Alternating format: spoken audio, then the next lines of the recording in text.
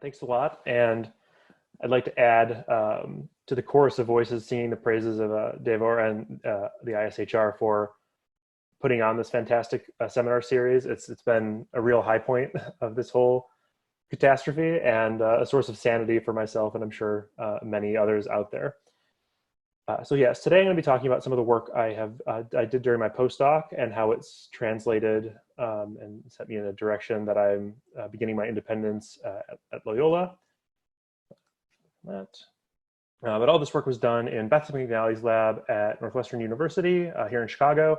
This gorgeous, not even year-old new research building right on the lake. If you're interested in visiting or coming to town, I highly recommend the university and the lab as well, if it's the topics interest you.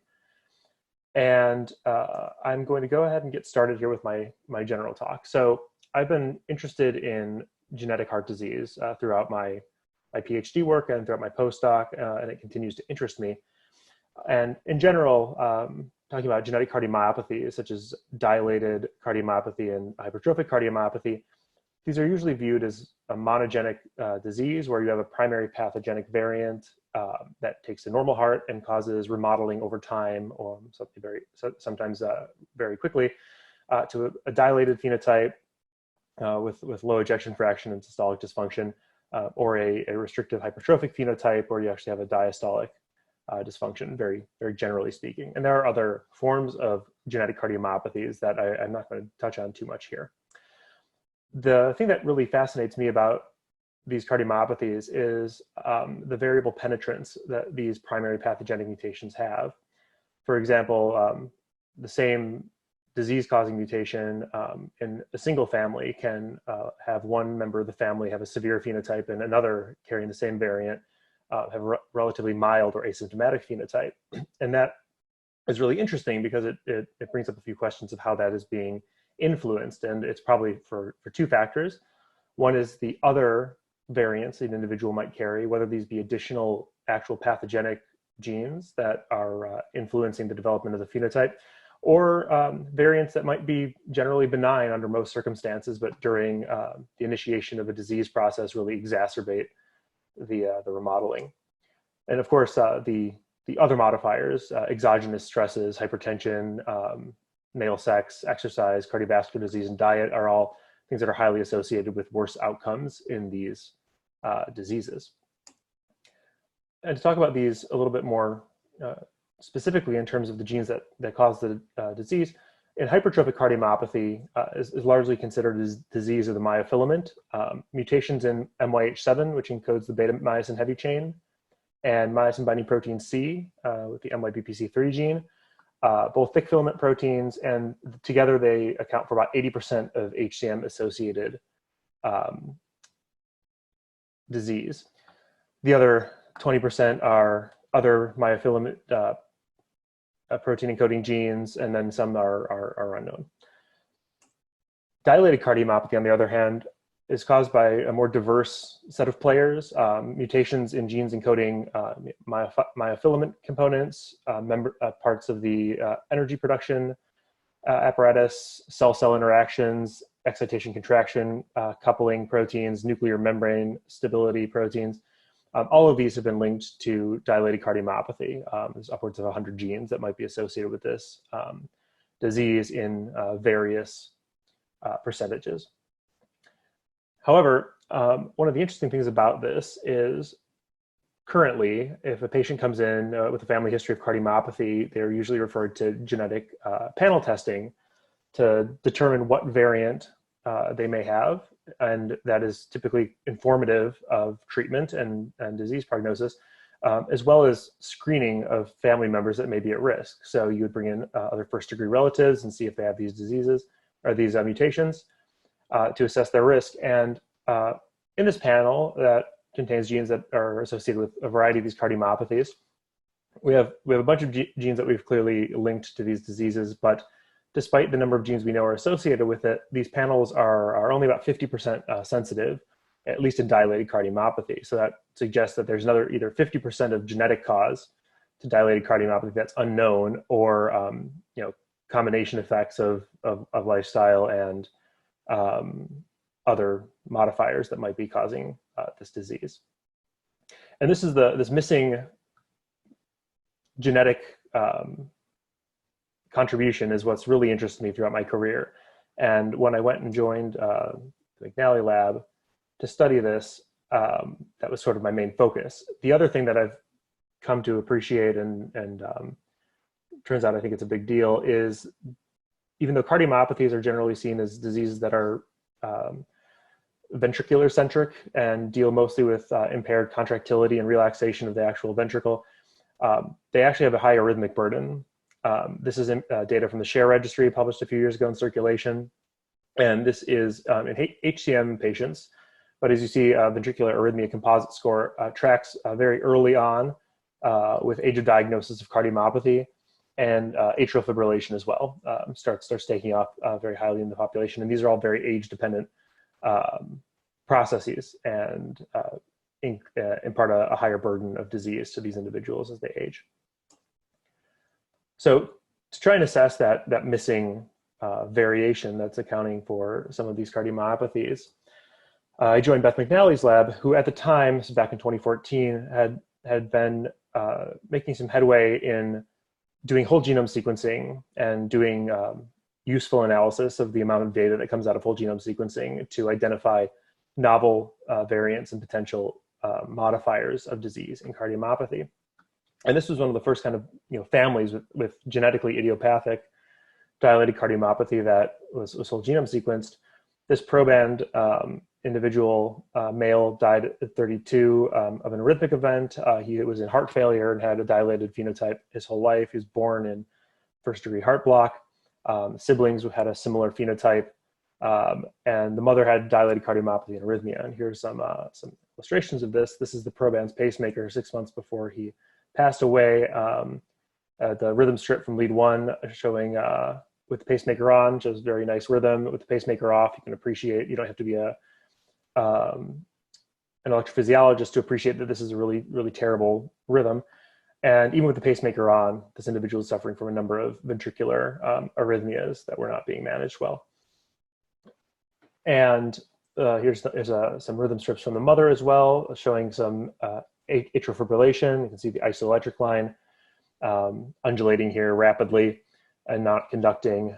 Even after pacemaker and AV node ablation, she still suffered from ventricular arrhythmias, but was managed well into her 80s.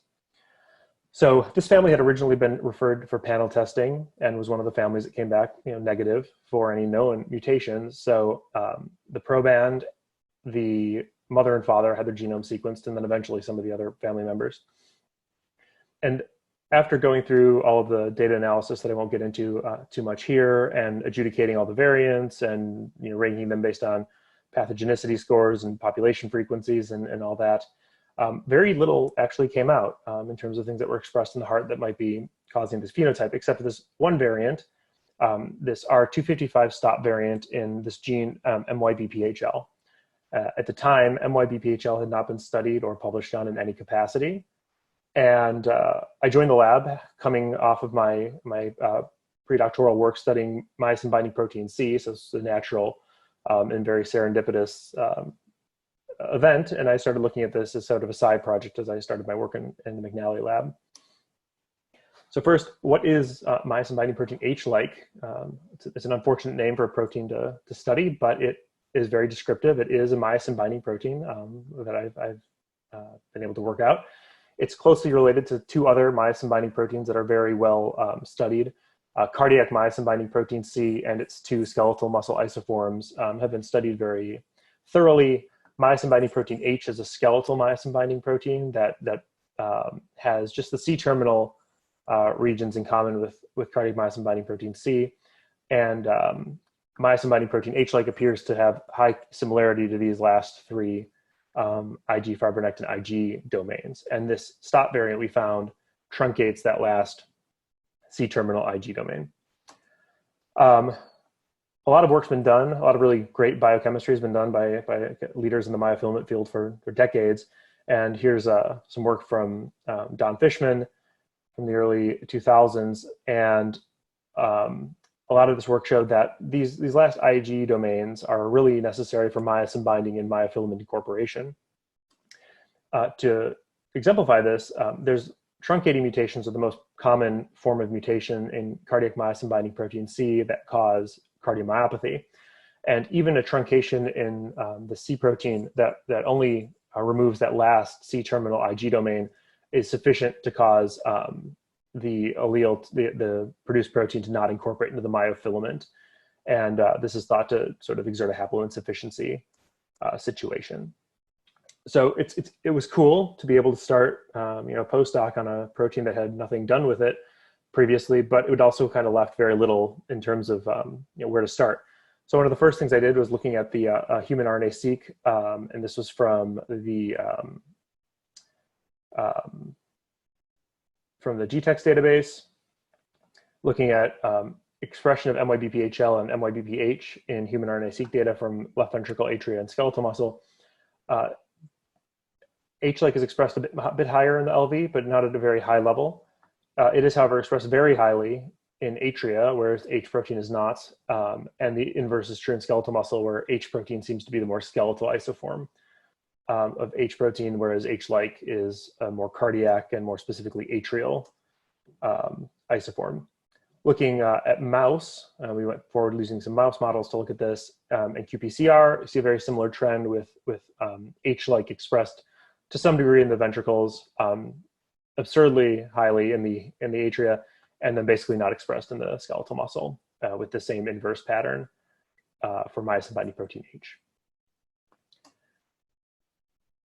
So I went on a little bit more to see whether the protein is actually myofilament associated, and using myofilament preparations from atria, looking here at total soluble myofilament proteins. Here's C protein to mark the myofilament fraction. It's very clearly present in the myofilament fraction. And XNA6 is a membrane protein that does not come down to the myofilament. And from this paper from a few years ago, the first publication of this, we saw that myosin binding protein Hlike does come down in the myofilament fraction of the atria. At the time, we did not have a really good antibody, so I ended up expressing cDNA constructs with N-terminal MYC tags and transfecting them into neonatal mouse cardiomyocytes. And the cells that expressed these were able to show nice myofilament banding patterns. This little doublet pattern is pretty classic A-band binding pattern for myosin binding protein Hlike, interdigitating here between the Floyd-stained Z lines. And the R255 stop variant did not show any localization whatsoever in the cells that appeared to be transfected with it, which is consistent with what we would have expected from the similarity to C protein and the well-established loss of those truncating C protein variants. Another thing we did to see whether this allele was actually active, we were able to get cells from the family that was affected with this mutation. And so we have the unaffected parent and the affected parent who is heterozygous for this R255 stop variant. We were able to make induced pluripotent stem cells from their cells and then differentiate them into cardiomyocytes. The control has a reference allele at this location, which is the G nucleotide, whereas the heterozygous has the A mutation here, creating a premature stop. Looking at the genomic DNA with Sanger sequencing, you can see that the reference is homozygous at this location, whereas the carrier is heterozygous. But looking at the cDNA, this is kind of a crude measure of this, but looking at the cDNA, we see that the control has a normal transcript, as you'd expect, whereas the R255 heterozygous only shows the wild type, the reference allele, but none of the mutant allele. So between the actual loss of binding predicted from this stop variant at the protein level, and apparently a lack of actual gene expression, which is not uncommon for premature stop variants, this is probably actually acting as a null allele. So we went on and with that in mind, I was able to get an MYBPHL null mouse from the Knockout Mouse Project. And this mouse has a gene trap insertion, removes most of the important exons, splices exon 1 into a LAC-Z. So this is a null allele with a LAC-Z reporter. And in the ventricle, you can see that by qPCR, the MYBPHL levels drop to 0 in the null, in the atria, drop to 0. And then at the protein level, you see it might be a slight reduction in protein in the heterozygote and no protein in the null mouse. So this is a good null model of MYBPHL. Leveraging that LAC-Z reporter to just kind of verify tissue expression, we were able to do XCal staining on sectioned hearts, and you can see the atria light up very strongly for this LAC-Z reporter. And that was consistent with what we had known from the RNA Seek and qPCR data. However, as I was looking through all these hundreds of sections and kind of going through the ventricles, originally I wasn't sure if the ventricles just expressed this at a very low level, or if only some cardiomyocytes in the ventricle expressed it at a very high level based on the qPCR data. And it turns out that within the heart, within the ventricle, you see actually little foci of LAC-Z expressing cardiomyocytes. So I ended up doing kind of a laborious 700 micron serial sectioning through a mouse heart to go see, where did all these lay down? Was there any rhyme or reason to their localization? And each one of these dots is overlaid on this sort of crude schematic of the left ventricle.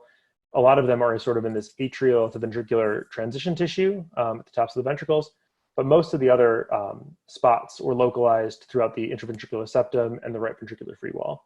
And this was sort of reminiscent of a ventricular conduction system patterning. And I'm going to get back to this a little bit later with some more direct data for this. But to see whether these mice actually had anything that looked like the human phenotype, we did echocardiography, looking at the left ventricular internal diameter. The male and female heterozygous and null mice were both mildly dilated. They both had slightly reduced fractional shortening, and their heart weight to body weight ratios were not significantly higher. However, their atrial weight to total heart weight was significantly higher, in suggesting that the atria were slightly enlarged. It's really hard to weigh an atria accurately, so we ended up going and doing some MRI on these animals to measure the actual ventricular or the atrial volumes, and we're able to see that the right atrial volume is significantly increased in the null mice with a trend towards an increase in the left atrial volume as well. The other thing we wanted to look at was the arrhythmic phenotype. So this family had atrial and ventricular arrhythmias. Mice don't usually get atrial fibrillation all that well, but they can show some AV conduction block.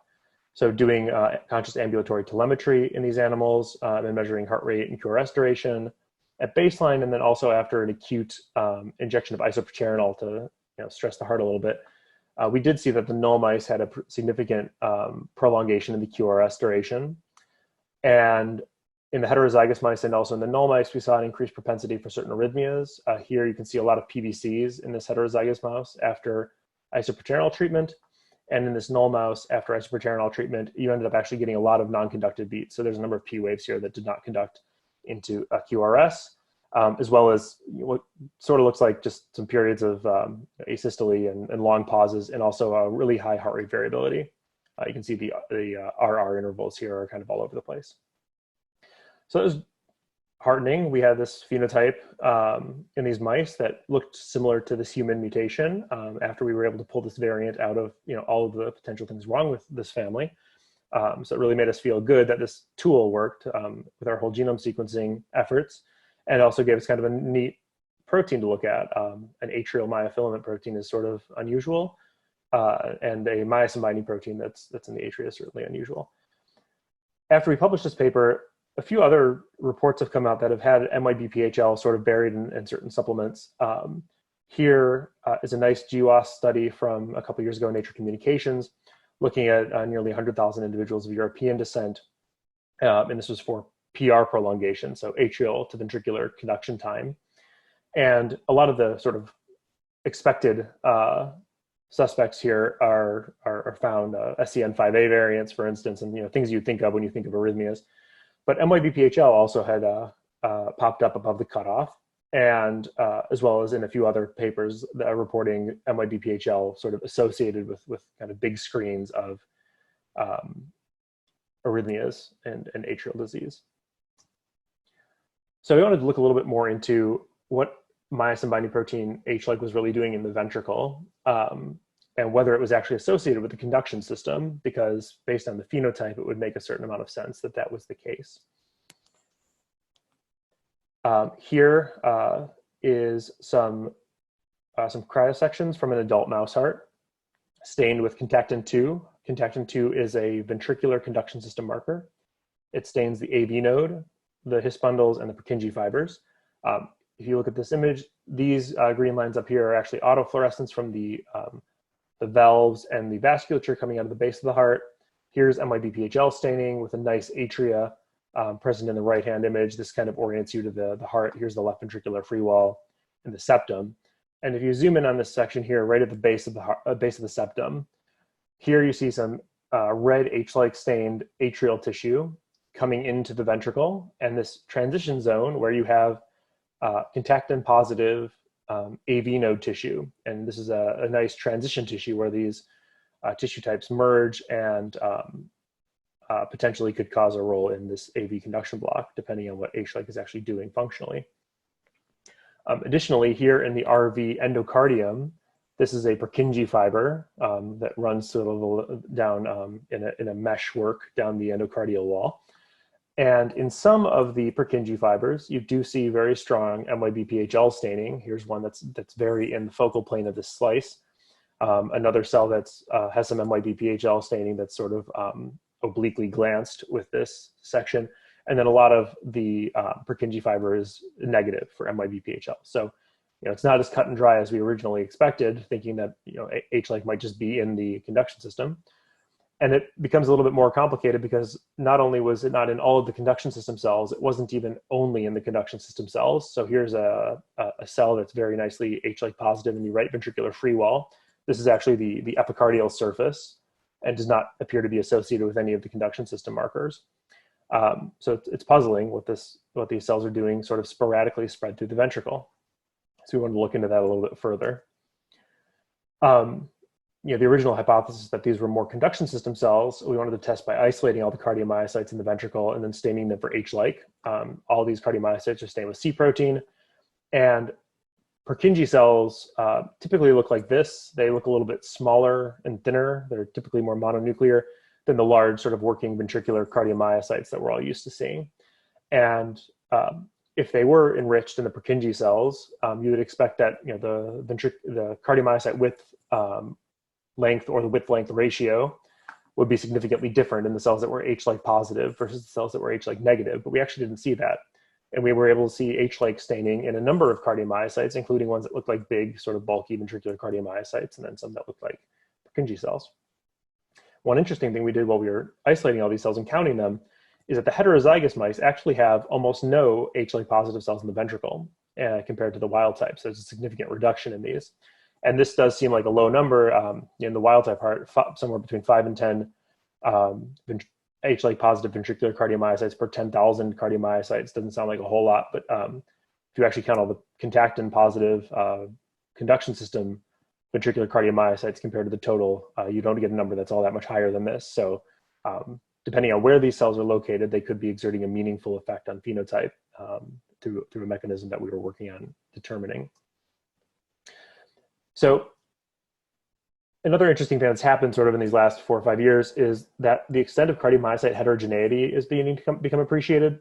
And in this seminar series last week and some weeks prior, last week with Tabin Hale, we saw some really great single-cell RNA Seek in fibroblasts. Patrick Eleanor actually recently published a paper doing single-cell Seek on cardiomyocytes. And here is a paper from, let me get my screen back. I can. Apologies. There we go. Everyone can still see? Yes, it's back up. Looks good. All right. There we go. This is a paper from Sean Wu's group at Stanford from last year, where they were really interested in looking at all of the different subpopulations of conduction system cells. So here you can see atrial cardiomyocytes in this kind of green cloud, and ventricular cardiomyocytes in this blue cloud, and all the other interesting non-cardiomyocyte cell types of the heart. And here are the ones that had cardiac conduction system markers. And you can appreciate that none of these are compact, and they all sort of bleed into each other. And one of the interesting things about this paper was looking at a lot of the junctional cells in the ventricle. So these are cells that exist sort of in the boundary between the fast conducting Purkinje cells and the bulk myocardium. They've been known about for a long time using very specific electrophysiological techniques. You can see changes in the current going into the bulk myocardium, but the identity of these cells has never been all that well determined. And so we were wondering if the Hlike positive cells could contribute to a portion of these in the ventricle. Here we go. So one thing we did was use light sheet microscopy. This is a really great technique. And after trying to manually look through millimeters of mouse heart with 5 micron sections, there had to be a better way. So using a light sheet microscope with an optically cleared perinatal day 5 mouse heart stained with MYBPHL in red and contactin 2 in green, you can see really nicely the atria light up really well with the Hlike. And the contactin 2, you can clearly see here's the AV node and his bundles going into all the Purkinje fibers lining the inside of the ventricular endocardium. And using 3D rendering software, able to fit and quantify some of these sizes and distributions. So the atria here and the conduction system in green. And all of these red dots are either Hlike positive cardiomyocytes or noise, and we're working on filtering that out before we kind of go too much further with this. However, comparing the wild type heterozygous and null hearts, we've been pretty sure that most of these are actually good positive Hlike ventricular cardiomyocytes. And when we quantified the distance of each one of these red dots to the green surface, we found a couple things. One, the actual number of the Hlike spots was again significantly reduced in the heterozygous, which confirms the isolated ventricular cardiomyocyte data I presented earlier. And when you plot here's a histogram of the distances of each of these red dots to the green surface. And in black is wild type. And so you have some of them that are sort of in the negative numbers, so they're within the green. Those would be the ones that are actually Hlike expressing conduction system cells. But the majority of these are within a couple microns, or a couple tens of microns, peaking right afterwards, and then sort of decaying as they get further away. Whereas the heterozygous sort of just starts off with a certain number of dots close to the conduction system, and then pretty just directly falls off with a couple peaks here that are likely artifact from the epicardial wall and some other imaging issues. But the association here does seem to be with an enrichment towards conduction system associated cardiomyocytes, or peri-conduction system cardiomyocytes that are Hlike positive in the ventricle. We've done a lot of other work looking at fine mapping some of the electrophysiological properties of these, and looking at some of the calcium transients in these cells, which I didn't want to get into today, and bring up a couple other discussion points. But one of the more interesting things for me and my myofilament background is, of course, where in the actual myofilament is Hlike localized, and what function is it having on a intracellular level. So a little primer for people who don't often deal with sarcomere. This is an electron micrograph, and a sarcomere is sort of defined as this Z line to Z line. The A band is this dark band here that is comprised of the myosin thick filaments originating from the M line in the middle. There's an H band here, which is this lighter colored band that's devoid of myosin heads, as well as usually the tips of the actin filaments, so it's lighter. And then the M band is this kind of line that you see in the middle that's an anchor point for the thick filament and some other accessory proteins. Going back to the structure of these proteins, C protein binds to the thick filament with these 3 to 4 C-terminal domains that Hlike also possesses. And these are also very similar for what's in H protein. So looking back at some of the muscle literature, in skeletal muscle, there's some beautiful work done in the 70s and 80s by a lot of groups in the UK, and some excellent work by Pauline Bennett and Roger Craig and all these other people who sort of pioneered some of these localization studies. And they have really tremendous, fantastic images that are still hold up quite nicely today. Here in soleus muscle, from slow skeletal muscle, and looking at the slow skeletal isoform of myosin binding protein C, in the sarcomere, you can actually clearly see there are these axial stripes that run vertically, perpendicularly to the filaments. And you can actually count these stripes and quantify their distance apart, and they're all 43 nanometers apart. This has been very finely worked out. And C protein, depending on the isoform and the muscle type, usually occupies somewhere between 9 and 11 stripes in the A band, where it can regulate actomyosin interaction. H protein was originally identified back in this time frame as well. And in psoas muscle, they were able to find only really one strong band of H protein. And it was a little bit more medial, closer to the M line than the C protein. So this is kind of what we had to go off of, that it might have some similar binding properties similar to H protein. So one thing I did start looking at this was using structural illumination microscopy, which is a nice super resolution technique that works really well for looking at myofilaments, to look at the relation between C protein and H-like protein in the atria. So these are isolated atrial cardiomyocytes, stained with these antibodies and imaged on a SIM. And you can see just from the overlay, very obviously, that the H-like protein does in fact occupy additional space closer to the M line compared to the C protein, where you get overlap towards the end of the C zone. This is quantified here, kind of nice distribution, and the fluorescence intensity trace from here. So what I took from this is one of the original pieces of data looking at the localization was a model of something like this, where you have the thick filament, and you have myosin binding protein H-like binding along the C zone, as well as a little bit closer to the H in the H zone in the M line, with a few extra myosin crowns, and C protein occupying the 9 stripes that it normally occupies in like a ventricular cardiomyocyte within the C zone. So now, as a sort of an amusing aside, when I found out about this and said, oh, the C zone, where C protein is, in the H zone where you see H protein, is this very well known? So it's actually an interesting coincidence that did actually work out in this case. So the myofilaments, myofilament nomenclature came from some biochemistry studies in the 1970s, a lot of them by Gerald Offer. And here is a myofilament fraction run on an acrylamide gel, and you have myosin at the top and a bunch of other proteins that came down with the myofilament fraction, and they were labeled alphabetically. And a lot of these proteins got better names eventually. C protein was stuck with C protein, and H protein was stuck with H protein. Whereas the EM nomenclature, here's the H band, where the H protein is a little bit more associated, actually comes from the 50s and 60s, and the H band is named for the German word heller, which means lighter, and the C zone ended up actually being named for the C protein 20, 30 years later. So an interesting coincidence that actually worked out, so we're not stuck with some horrible anachronism with this. So I also wanted to see, in this model I showed earlier, H-like and C protein occupy specific sites and don't interact with each other.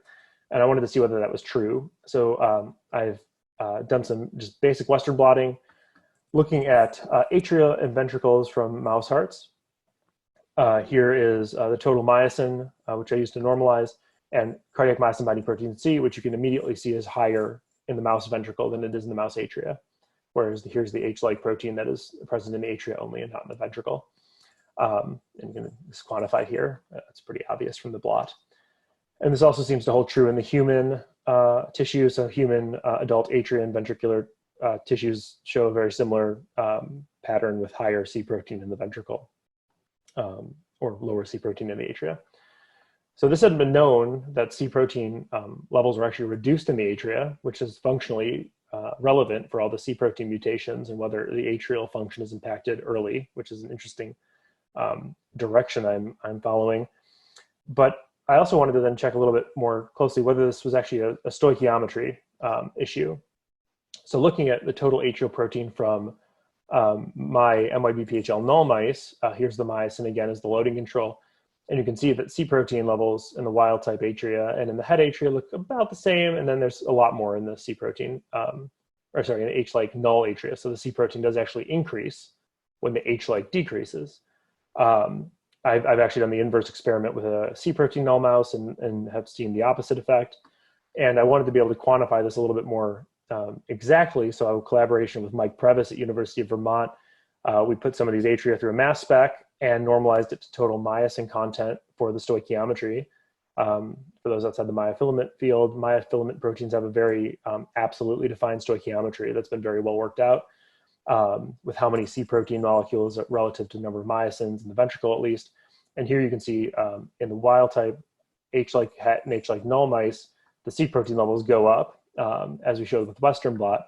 And here, the H-like abundance goes down concomitantly here. So you actually have a conserved absolute amount of myosin binding protein in these cases. So that kind of leads to a schematic like this, where in a wild type atria, you'd have H-like binding preferentially to these M-line proximal myosin crowns. And then throughout the rest of the C zone, you'd have something like an equal stochastic arrangement of H and C protein. And so we wanted to look at that a little bit more to see whether that was also the case. And it turned out, like a lot of this, some really great biochemistry had been done 20 years ago. This was from Don Fishman's group as well. And this was in using skeletal myosin preps and addition of exogenous H protein, and then measuring how much C protein was released.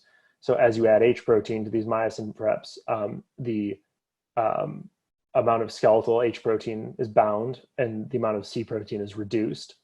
And the inverse also seems to happen with C protein addition, but to a milder degree. So that seems to work well with our data. But I wanted to get back to this idea of the stripe occupancy, because here in skeletal muscle, you see that H protein does very nicely specifically bind to certain stripes. In this case, just this one medial stripe, whereas the C protein occupies these 9 additional ones, and a lot of this is dictated by titin as a ruler and to deposit these proteins in the right location, and the biochemistry of that's being worked out to this day. But I wanted to know whether or not H protein was, or H-like protein was more highly enriched in some of these stripes than others. So I collaborated with Henk Renzier's lab at University of Arizona and did some ImmunoEM staining on mouse atrial preps. This is from a wild type mouse. And the first thing you notice is that the staining is actually very punctate. And at first we looked at this and it was like, oh, this doesn't look that great. This isn't all that strong. We weren't sure if this was really was working out well. But after repeating this numbers of times, this is actually probably what the staining looks like. You can actually see a little bit of an enrichment. The strongest band is this one. That's the first band, closest to the M line. And then there's punctate random scattering throughout the rest of the C zone. And this distance between the M line and this first peak is 161 nanometers, which is actually exactly 1 nanometer off from the measurement from this paper from Pauline Bennett in 1986, which is well within the margin of error for the measurement of this kind of image. We've also done a lot more analysis on the IEM images that I'm not going to go into, but looking more at the C-zone localization of these myosin binding proteins, the one thing that had occurred to me is we don't actually know where C protein binds in the atria, because to my knowledge, nobody has done ImmunoEM on atria for myofilament proteins up until now, apparently because it's sort of a pain and the results don't look all that impressive. So one thing we were able to do is, also in collaboration with Mike Previs, University of Vermont, we had really good microscopy data for the distributions of these proteins using light microscopy, as well as the mass spec data. And so what he was able to do with a great postdoc in his lab, Shima Ramachandran, was able to do a point spread function model of what would it look like, what would a fluorescence intensity trace look like for these myosin binding protein distributions. So we started with the ventricle, where it's been very nicely worked out that C protein occupies these 9 stripes that are 43 nanometers apart. And they occupy these stripes with 3 molecules of C protein per crown. So what would that look like by this model? And so you get this nice green line, that's the expected. And then using just standard confocal measurements and overlaying those points on this model, you see it fits really nicely.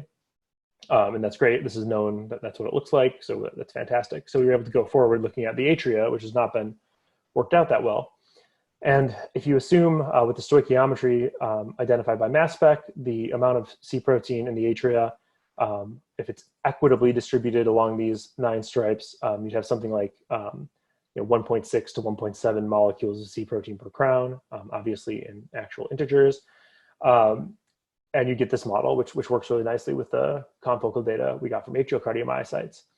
Whereas the Hlike looks like if it was also distributed very evenly throughout the C zone, and then more strongly in the second myosin crown, you'd get a trace that looks like this. And so this confirms this really nicely. And this would give you something like 143 nanometers between the M line and this crown.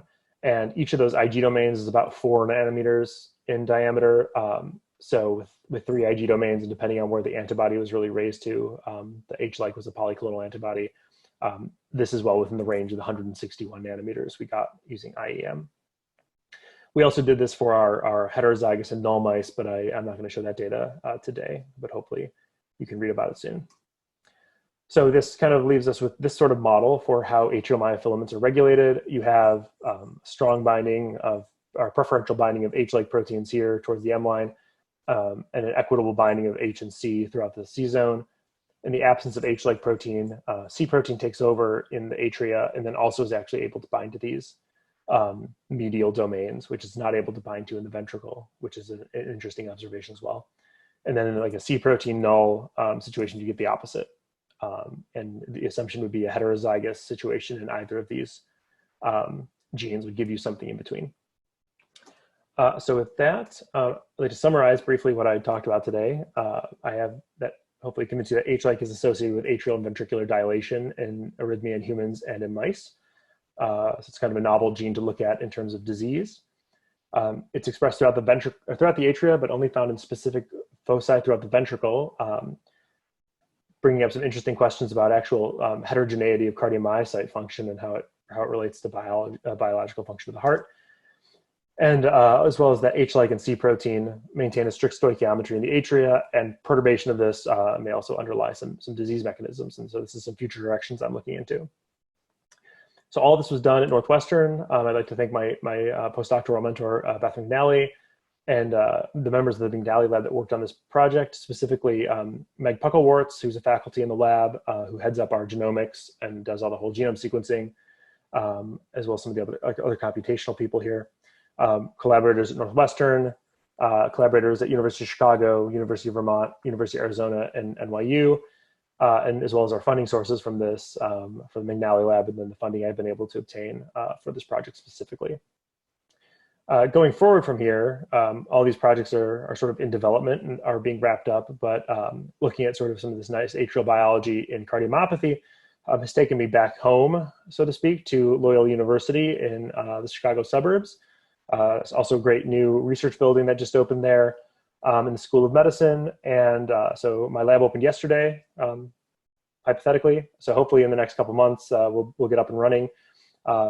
And feel free to follow me on Twitter for some updates and chat about some of these disease processes. And then hopefully we can get together in person, over the coming years and talk about this over a beer, perhaps.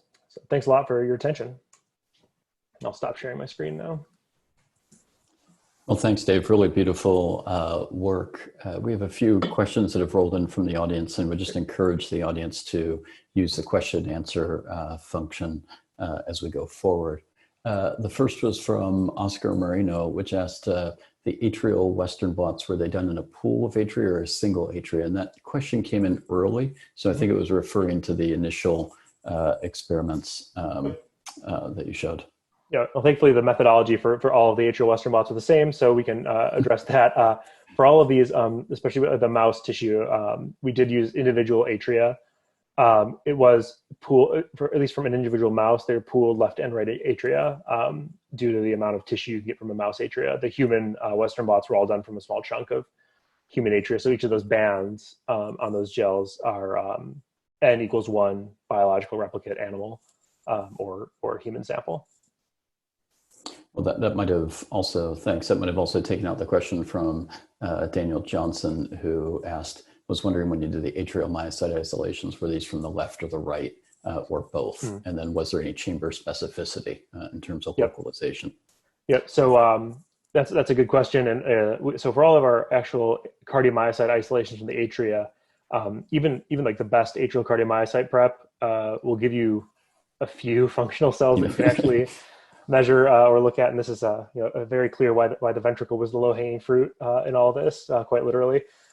I did use left and right atria for all the atrial cardiomyocyte isolations.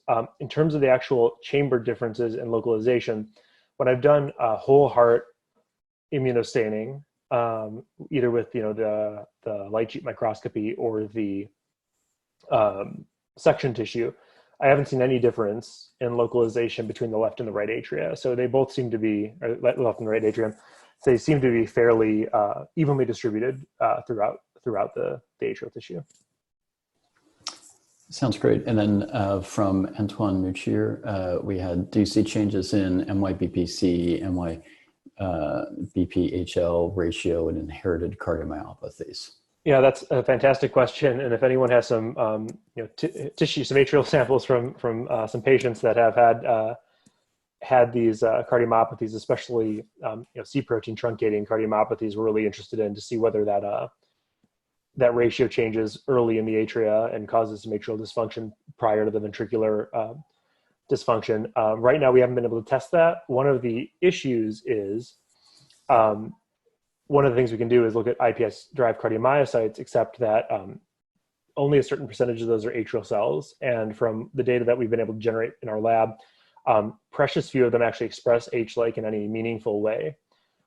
So we're working on some systems to measure that competitively, but looking at like more of a biological situation where you have like a heterozygous truncating C protein mutation, I would hypothesize that yes, that ratio would be changed, and potentially to some functional consequences, which we're also looking at and wrapping up some of right now.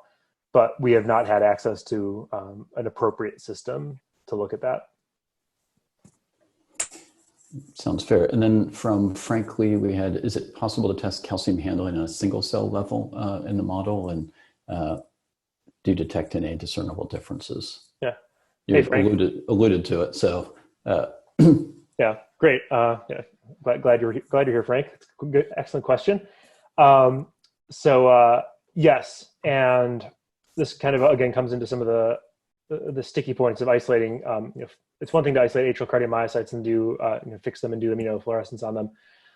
Getting functionally competent ones to do calcium imaging on is harder. We have been able to do it. We've been doing calcium handling in atrial cardiomyocytes, and we have noticed that well, the actual transient isn't all that different.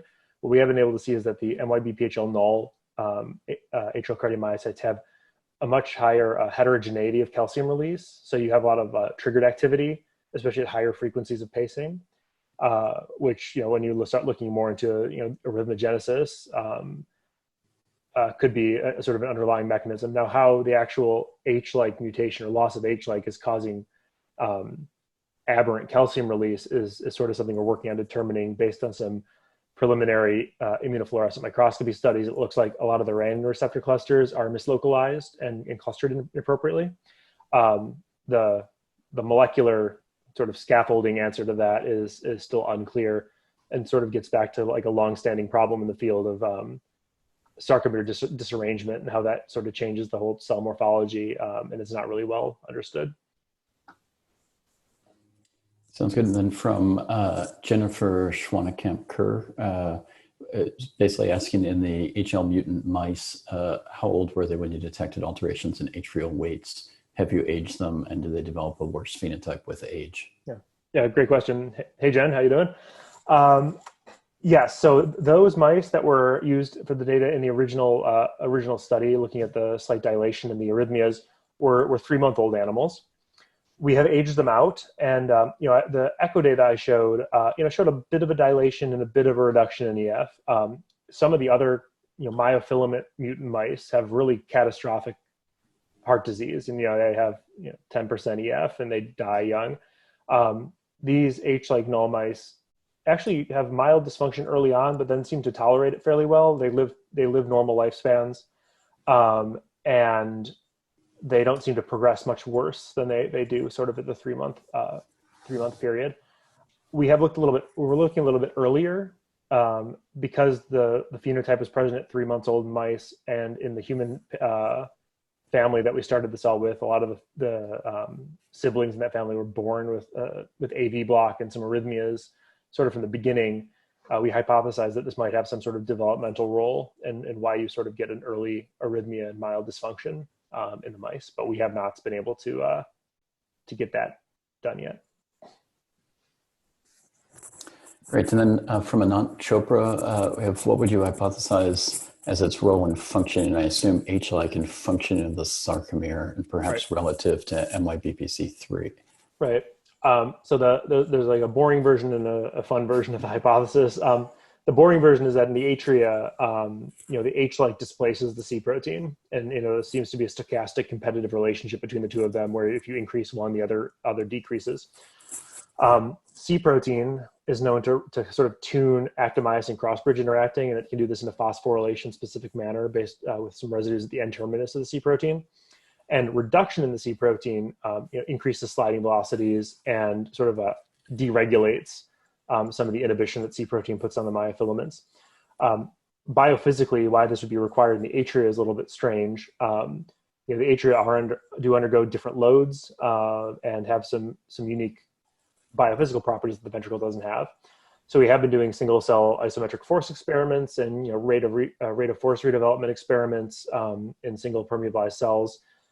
That was so far those experiments have been a casualty of the coronavirus, and should have been done a few months ago, but hopefully will be done in the next few months while we get this all published. So the boring version is that the H-like reduces the amount of C protein. Now there are some models that overexpress C protein, some transgenic overexpression models, where they would have a higher level of C protein in the atria, but those mice are not as inherently sick as our mice.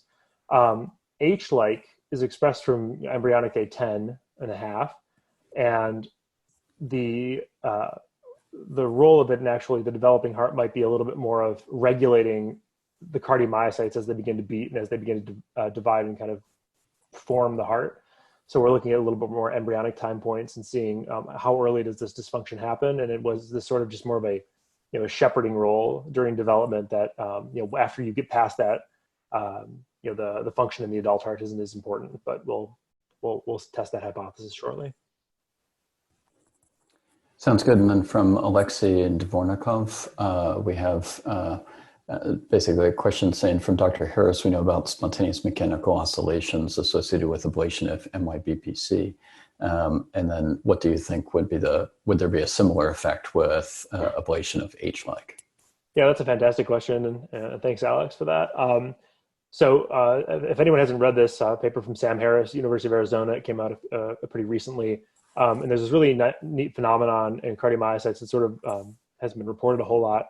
Is Spock waves, these spontaneous oscillatory contractions, where if you pin a cardiomyocyte to a link controller and a force transducer, and in the absence of C protein, what you can actually see is through oscillations, the cell will start contracting, and and these are in permeabilized cells, and to any random observer, you would imagine that the cell is actually undergoing kind of like a reentrant calcium release within the cell, causing oscillations, but there's no calcium in the system. So C protein seems to be really important at regulating this, and the loss of C protein sort of encourages the formation of Spock waves. So you kind of get this, we always think of EC coupling in that direction, but there's a certain amount of feedback in the, how the excitation and calcium affects contraction that can feed back and cause a little bit of arrhythmia. So your question being, the loss of H-like caused this as well. I actually think that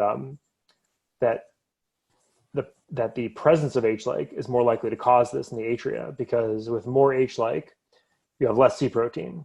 And so this might actually have something to do with atrial function, that you might want an atria that can oscillate and deregulate and stretch a little bit more efficiently than a ventricle. But if that happens too much, and especially in settings of atrial fibrillation and other arrhythmias, you might end up kind of getting a nasty, a vicious cycle that starts kind of coming back on itself and causing disease.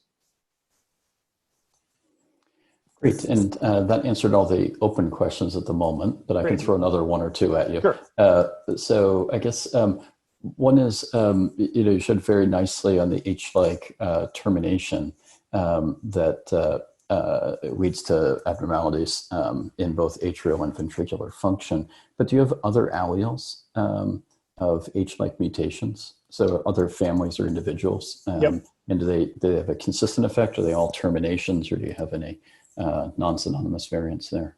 Right. Yeah. And so this the actual like cool genetics part of this I didn't talk about too much, but a few interesting caveats. One of the reasons we were a little bit hesitant about this at first was this R255 stop variant actually had the population a little bit higher than you'd expect for a primary pathogenic mutation. Having this family's genome, we were looking for other modifiers, but we didn't find anything that really like stuck out. So we're still now looking more at regulatory modifiers, possibly on their other allele, their compound hets for something else, or other things that might be influencing their disease progression. It's not very common, but it's common enough that if everyone who had that R255 stop had disease, we'd have twice as many people with dilated cardiomyopathy as we do. But it could easily be a modifier of disease in people with other primary mutations, whether they be in C protein mutations or Titin. Other alleles. Yeah, what's the rough frequency of it? So I assume you're talking about something like in a NOMAD database or some other large sequence. It's at 0.0014. Okay. So it's it's frequent enough that you might actually find some of those individuals to see if they have a myopathy. I mean, it's possible that it's and is there, was there anything unusual about where the family came from to suggest that it might be a founder effect in any populations, or was it expressed in NOMAD throughout all of the different races and ethnicities? It's definitely a European mutation with the family's background and where it shows up in NOMAD. And yes, it is common enough that we were able to look at a couple, Northwestern has a nice 1,000 genomes on random Northwestern patients that have come in. And we have found a few people who are younger who came in for, to see a cardiologist, which is not something healthy people do, who also had this R255 stop. And they didn't have, we've not been able to recontact them, but they've come out more than they should. And one, actually, after we published that paper in Circulation, there's one testing company that started putting Hlike on their panels. And we've been chatting with them about sharing their data, and some preliminary feedback from them seems to think that this R255X is actually overrepresented in the cardiomyopathy population they test on. So and in terms of other alleles, there are in NOMAD a number of other premature stops, and then a bunch of frame shifts that are out there at a much lower percent. But we have seen them come up in panel testing, and they're all called BUS, if even.